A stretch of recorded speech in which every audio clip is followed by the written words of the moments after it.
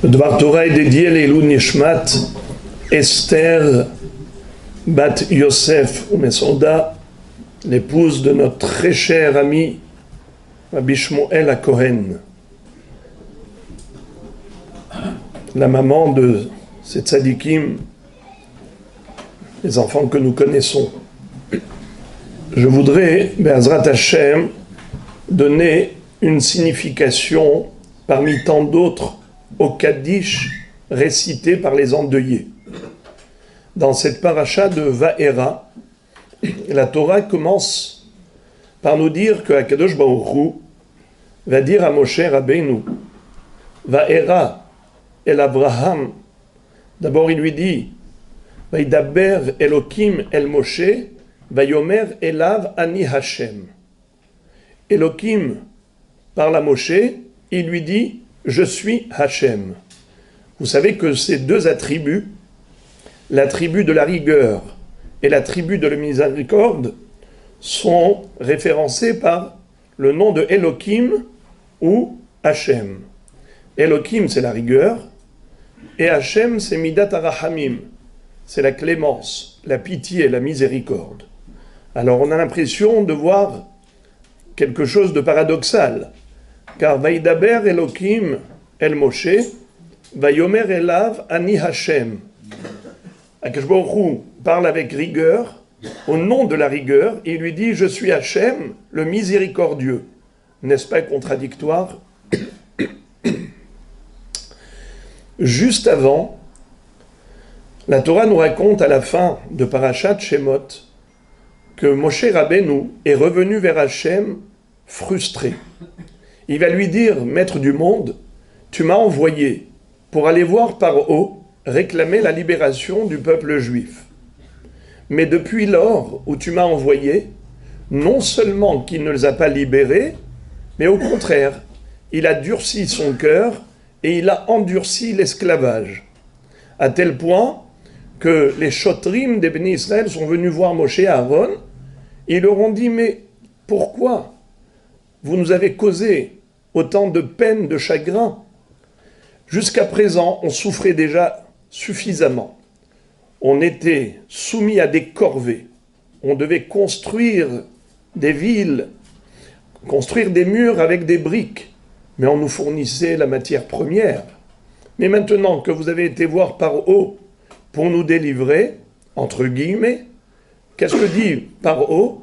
Si vous pensez à la liberté, c'est que vous ne travaillez pas assez. Le travail libère. Hitler n'a pas été le premier à déclarer cette chose-là. Et donc, il leur dit, si jusqu'à présent, on vous a donné la paille pour mélanger au mortier, pour fabriquer les briques, désormais, à vous d'aller chercher la matière première. Tirbad ha'avoda al ha'anashim ve'al ish'u bedivre shaker. Nirpim atem nirpim, alken atem omrim, nelcha venizbeha l'Hashem Elokenu. Vous êtes nonchalants. C'est pour cela, parce que vous êtes fainéants, que vous voulez vous libérer, vous décharger, vous alléger. Eh bien, maintenant vous allez travailler encore plus dur.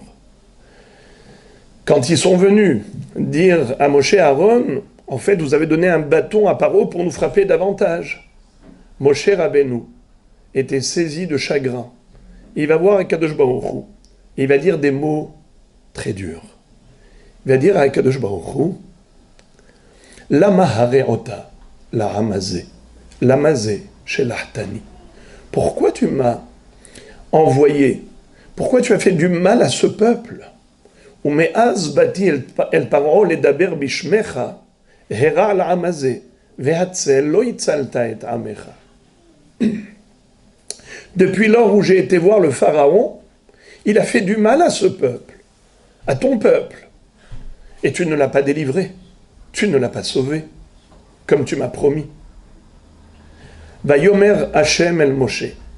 Alors Akadosh Baruch Hu répond à Moshe, Ata tir'e asher e'ese le Pharaon, ki beyad hazaka yegareshem, ou beyad hazaka yeshalechem me'artso. Maintenant tu vas voir ce que je vais faire au Pharaon. C'est par ma main puissante qui va les libérer. C'est par ma main puissante qui va les lâcher. Eh bien, c'est en effet ce qui s'est passé par la suite, par le biais des 10 plaies, jusqu'à la noyade des Égyptiens. Rachid de dire quelque chose de terrible. Akadosh Baruch Hu a fait une allusion grave à Moshe Rabbeinu. Il lui a dit « Ata tir'e » maintenant tu verras. Tu ne verras que le maintenant, que le présent. Tu ne vas pas assister au futur. À l'entrée en Israël, tu ne verras maintenant que la sortie d'Égypte. Tu verras la Yetziat Mitzrayim, mais pas la Knissa, la Haaretz. C'est ton élève Yoshua bin Nun qui va prendre la relève. Moraï et Rabotai, on ne comprend pas pourquoi Kadosh Baruch Hu n'a pas été clair. S'il voulait sanctionner Moshe Rabbeinu, autant lui dire clairement, tu n'entreras pas en Israël. Pourquoi il lui dit, tu verras la sortie d'Égypte, et par déduction, on comprend qu'il assistera au présent, mais pas l'événement du futur. Pourquoi parler par allusion, par déduction? Alors, Moré Verabotai, Moshe Rabbeinu, quand il a prononcé ces paroles quelque part de révolte, en disant à Kadosh Baruch Hu, mais pourquoi tu as fait du mal à ce peuple? Il va employer le terme az. Il va dire Umeaz bati el paro ledaber bishmecha hera la'am hazeh ve'atzel lo itzalta et amecha. Depuis lors où j'ai été voir le pharaon, mais az, Moshe Rabbeinu va un jour se repentir. Il va dire à Kadosh Baruch Hu, j'ai fauté. Avec le terme az, je voudrais me rattraper. Avec le terme az. Comment? Az yashir Moshe uvnei Israël et yashira azot. Après la traversée de la mer Rouge, consécutivement à la noyade des Égyptiens, Moshe Rabbeinu va entonner un cantique suivi par tous les Bnei Israël qui commence par le mot az. Az yashir Moshe uvnei Israël. Il dit Hatati lefanecha be'az, harini shar lefanecha be'az. Et en effet, Hachamim nous disent que ce chant de Az Yashir Moshe fait allusion, vous savez à quoi? À la résurrection des morts. D'où apprend-on que les morts ressusciteront? Du fait qu'il est écrit, qu'il est conjugué au futur et pas au passé. Il n'est pas dit Az Shar Moshe, mais Az Yashir Moshe uvnei Israël. Un jour viendra et Moshe Rabbeinu ressuscitera avec tous les bénis Israël pour chanter à Dieu une gloire et un chant éternel qui est Az Yashir Moshe uvnei Israël. N'est-ce pas? Quel rapport? Est-ce que la faute, c'est parce qu'il a employé le terme Az? La faute, c'est la révolte, c'est la remise en cause de la gestion divine. Et la réparation, c'est le chant. Quel rapport avec le mot Az? Pourquoi le mot Az est la réparation de la faute? La réponse est la suivante. Quand un Kadosh Baruch Hu va dire à Moshe Rabbeinu, Va era el Avraham el Yitzchak el Yaakov be'el Shaddai u'shmi Hashem lo nodati lahem. Il va dire Avraham, Yitzchak et Yaakov. Je leur ai fait plein de promesses. Je leur ai promis Eretz Israël. Avraham Avinu, il veut enterrer son épouse, Sarah, mais il ne trouve même pas 4 coudées pour l'enterrer. Il a dû payer Arba Meot Shekel Kesef envers la Soher pour acheter Me'arat HaMachpelah. Yitzhak Avinu, je lui ai promis Eretz Israël. Yaakov Avinu, je lui ai promis, et je n'ai rien accompli. Est-ce qu'ils m'ont remis en cause? Est-ce qu'ils m'ont remis en question? Jamais. Ils ont toujours accepté ma décision fidèlement. Ils se sont soumis à la décision divine.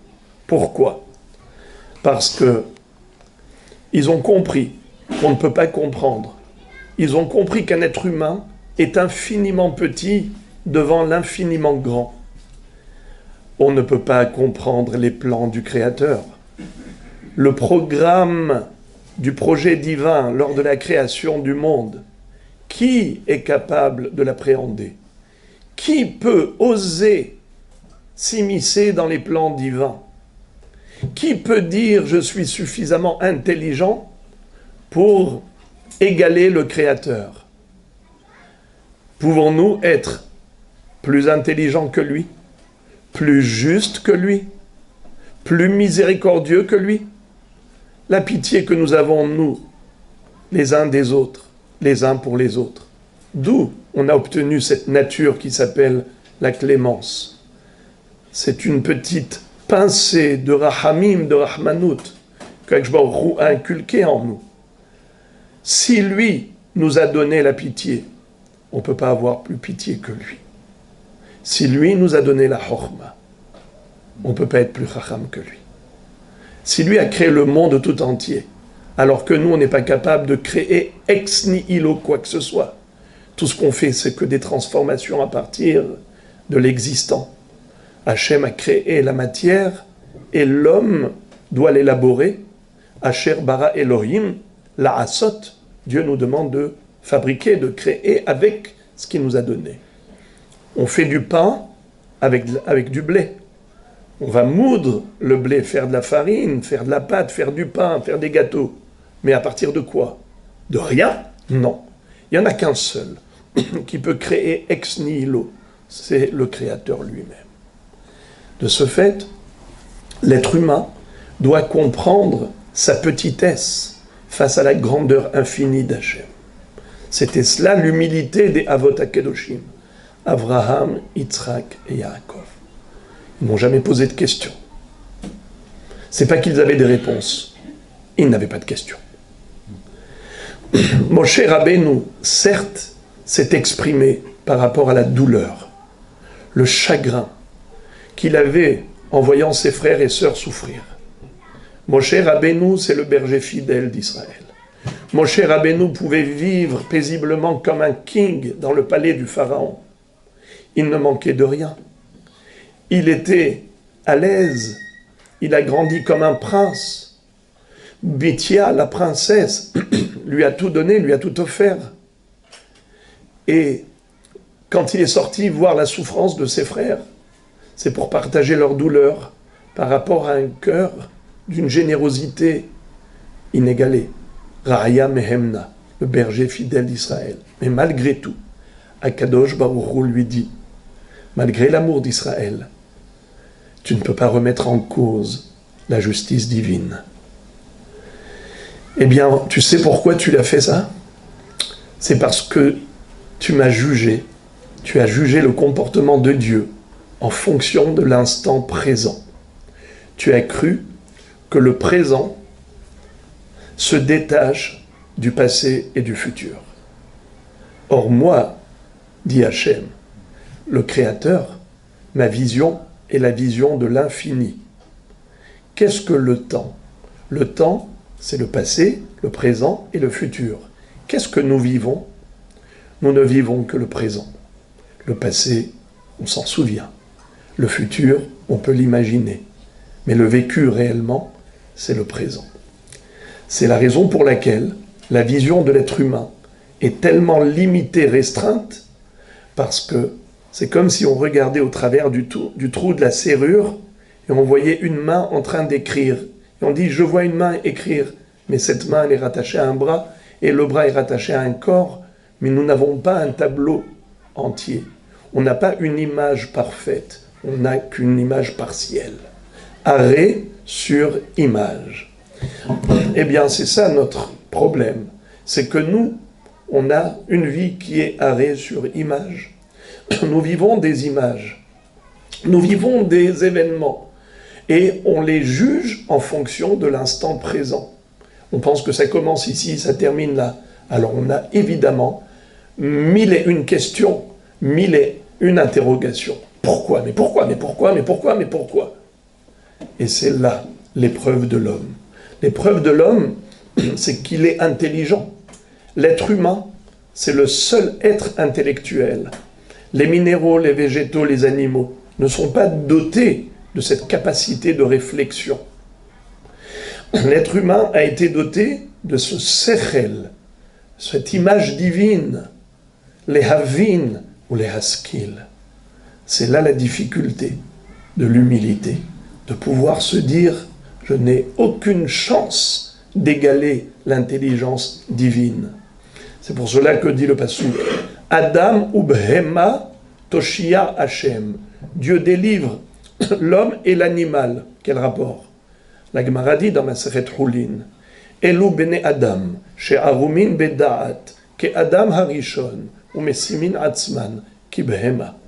Il s'agit des hommes qui sont intelligents, comme Adam et Ève, qui ont été la création même d'Akadosh Baruch Hu, qui était la perfection de l'être humain, l'intelligence la plus parfaite, eh bien, capable de s'effacer totalement devant Dieu, en annulant leur réflexion. C'est vrai que on est intelligent, mais on n'est rien devant Hachem. Sa décision, comme dit le passouk, Ki gvo hashamayim me'eretz, ken gavhu marchevotai mi marchevotechem, udrachai mi darkechem. De même que le ciel est plus élevé que la terre, ainsi mon intelligence, mon programme, mes réflexions sont bien au-delà des vôtres, car l'intelligence d'Hachem est infinie, la nôtre est limitée. Moshe Rabbeinu va dire Hatati lefanecha be'az, hareni shar lefanecha be'az. Le mot az, nous dit le Midrash, c'est Aleph Zayin. Aleph c'est 1, Zayin c'est 7. Nous savons que Akadosh Baruch Hu a créé 7 cieux. Il est Rochev Aravot. Il chevauche les 7 cieux. Ehad Rochev Al Shiva. Dieu chevauche les 7. C'est pour ça qu'il s'appelle Rochev Aravot. Car la Gemara nous dit dans Masechet Hagiga que chacun des 7 cieux porte un nom. Le 7e ciel s'appelle Aravot. Solu la Rochev Ba'aravot Beyashemo. Comme il est écrit dans Tehillim 78, c'est que Akadosh Baruch Hu, il est Rochev al Shiva. Mais également, nous dit le Maharal, que le chiffre 7 correspond au pluriel. Ehad, c'est l'unité, et Shiva, c'est le pluriel. Pourquoi? Dans la Torah, à chaque fois qu'on veut parler de beaucoup, on parle du chiffre 7. Par exemple, Bederech Ehad Yetz'u Elecha, ou Beshiv'a derachim yanusu mipanecha. Tes ennemis vont venir t'attaquer en empruntant un chemin, toi tu vas les ensuite contre-attaquer et ils vont fuir tout azimut. Comment on dit tout azimut? Eh bien, Beshiv'a derachim. Ou encore, Sheva ipol tzadik vekam. Un tzadik, il chute cette fois mais il se relève. Sheva, à chaque fois qu'on veut dire beaucoup, on parle du chiffre 7. Ehad, Rochev, Al-Shiva. Toute la création a été créée en 7 jours. Vaichal Elohim bayom ha-shevi'i melarto asherasa. Même le 7e jour, Dieu a créé quoi? La Menucha, le Shabbat. Comme ça dit Rashi, sur ce passouk, Vaichal Elohim bayom ha-shevi'i. Maya olam haser, haser menucha. Ba Shabbat, ba menucha. Voilà pourquoi le chiffre 7 est symbole du pluriel. Moraï et Rabotaï, qu'est-ce que ça veut dire le pluriel? Regardez, nous dit Rav Dessler, nous avons un globe terrestre. Quand on prend un billet d'avion, on va, par exemple, en France, on va aux États-Unis, on va en Australie. Pour nous, ce sont des lieux différents. Et en réalité, pas du tout. C'est un seul globe. Le temps comme l'espace, c'est un seul temps. Mais nous voyons dans le temps des événements qui sont complètement décousus. Rien à voir. Il y a eu ici quelque chose. Ici un incident. Ici un accident. Ici un problème. Ici un événement heureux. Ici un événement malheureux. Mais qu'est-ce que c'est que ce balagan? Pour nous, c'est le balagan. Pour le créateur, programmateur, toutes les pièces du puzzle font partie d'un seul et unique tableau, le programme de 6 millénaires d'histoire. Nous ne vivons qu'une partie du puzzle. On n'a aucune chance de pouvoir profiter d'un joli paysage. On n'est pas encore arrivé à la fin des temps. Eh bien, Chachamim nous disent qu'à la fin des temps, on ne fera plus de bracha comme aujourd'hui, Baruch Dayana Emet pour les mauvaises nouvelles. On fera la bracha de Baruch Hatov Vehametiv comme pour les bonnes nouvelles. Nous dit la Gemara en hébreu, Lo ka'olam hazeh ha'olam haba. Ba'olam hazeh, al shmuot ra'ot o mevarech Baruch Dayan ha'emet. Ve'al shmuot tovot Baruch Hatov Vehametiv. Le'atid lavo. Al besorot ra'ot ve'al besorot tovot omer Baruch Hatov Vehametiv. À la fin des temps, pour les mauvaises nouvelles comme pour les bonnes, on dira Baruch Hatov Vehametiv. Béni soit celui qui est bon, qui agit avec bonté. Le Nodab Yehuda pose une question, il dit mais à la fin des temps, il n'y aura plus de mauvaises nouvelles. Le Pasuk dit Ubila hamavet la netzach. Il n'y aura plus de mauvaises nouvelles. Alors de quoi parle-t-on? Pourquoi on dira Baruch Hatov Vehametiv pour mauvaises nouvelles? La réponse, elle est sublime. Il dit en fait, aujourd'hui on dit Baruch Dayan ha'emet pour les mauvaises nouvelles et Baruch Hatov Vehametiv pour les bonnes nouvelles. Mais à la fin des temps, Dieu va nous montrer que les mauvaises nouvelles n'existaient pas. C'était juste des contractions de douleur pour enfanter un bonheur infini, un bonheur éternel pour le Ham Israël. Eh bien, c'est comme une maman sur la table d'accouchement. Au moment où elle souffre, elle hurle. Mais quand le bébé est là et qu'elle enlace, ce sourire de ce bébé, eh bien, fait rayonner le visage de la maman. Elle a complètement oublié toutes ses douleurs. Akadosh Baruch Hu va nous montrer que tout ce que la personne a pu subir comme douleur, comme souffrance, comme péripétie qu'elle a traversé dans ce monde, ce n'était rien d'autre que le signe précurseur d'un grand bonheur qu'Akadosh Baruch Hu nous prépare. À chacun à l'échelle individuelle et à nous tous à l'échelle nationale. Eh bien, Moraï Berabotai, c'est cela ce que va dire Moshe Rabbeinu à Akadosh Baruch Hu. Ehad Rochev al-Shiva. Après la traversée de la mer Rouge, j'ai compris ce que je n'avais pas compris. Au début, je me disais, mais pourquoi Am Israël souffre? Pourquoi, depuis que j'ai été, Paro a endurci l'esclavage? Mais en fait, nous disent Rachamim, Koshia Sherbud Ishlim. Normalement, ils auraient dû rester là-bas pendant 400 ans. Ils sont sortis après 210 ans. C'est quoi cette réduction de près de 50%? Koshi Hasherbud Ishlim. La qualité a remplacé la quantité. La dureté de l'esclavage a remplacé le nombre d'années. Ils ont travaillé double. Ils sont sortis beaucoup plus vite, prématurément. Ils ont connu la Géoula rapide. Eh bien, Moraï Verabotai, c'est pour ça qu'il a chanté. Qu'est-ce que c'est qu'un chant? Un chant, c'est quoi? C'est un assemblage de notes musicales. Do, ré, mi, fa, sol, la, si, do. Si on appuie sur une touche du clavier, et on appuie, on ne lâche pas. C'est ennuyant. Ça n'apporte rien, ça n'a aucun sens. La symphonie, elle est créée par justement l'association de différentes notes musicales. C'est comme ça qu'on peut créer des mélodies diverses et variées à l'infini et d'une beauté incroyable, fascinante. Quand on écoute la musique, on est happé. Chacun en fonction de l'oreille musicale qu'il a développée.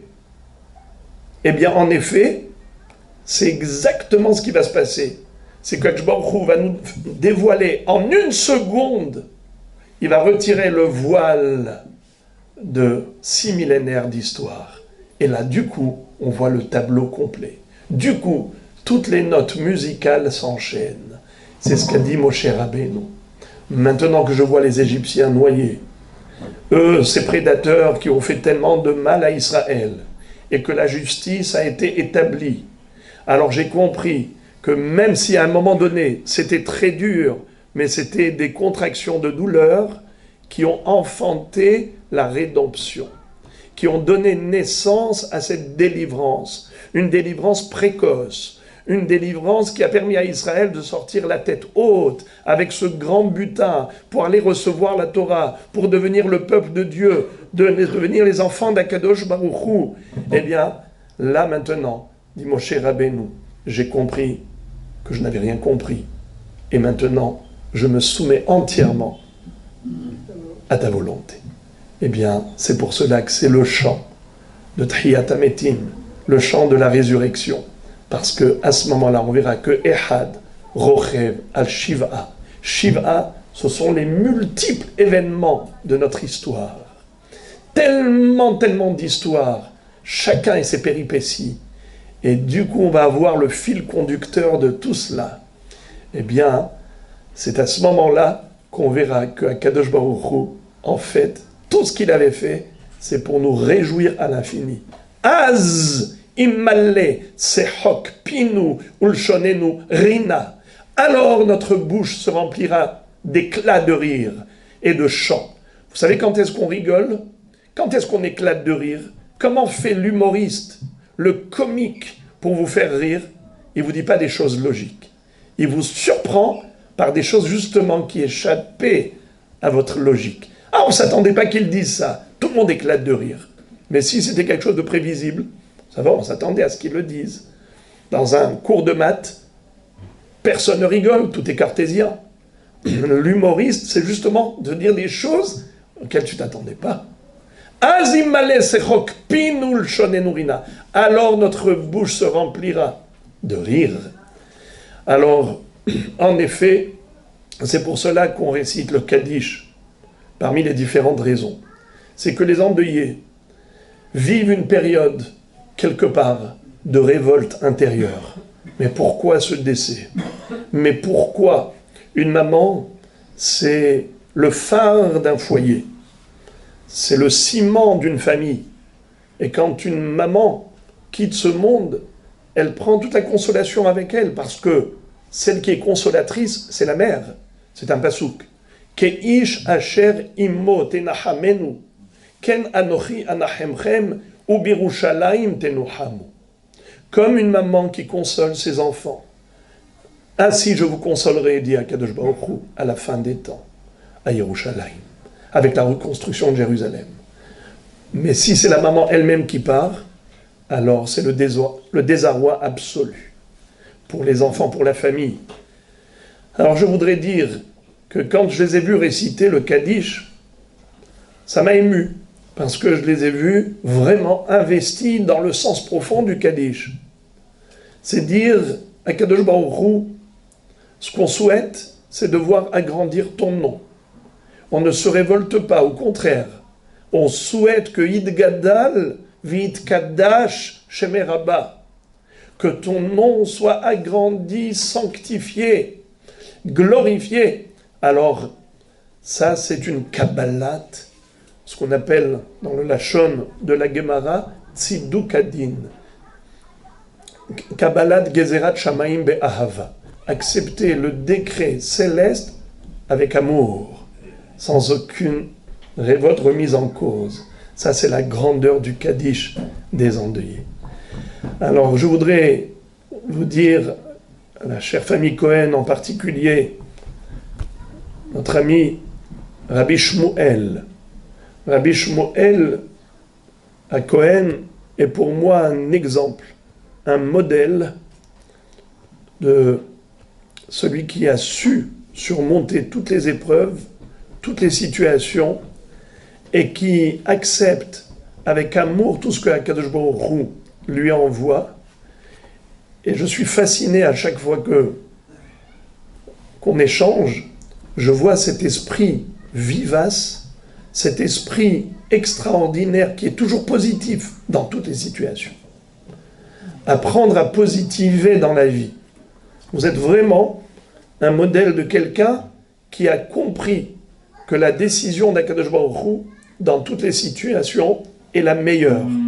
C'est facile d'y penser, difficile à vivre concrètement.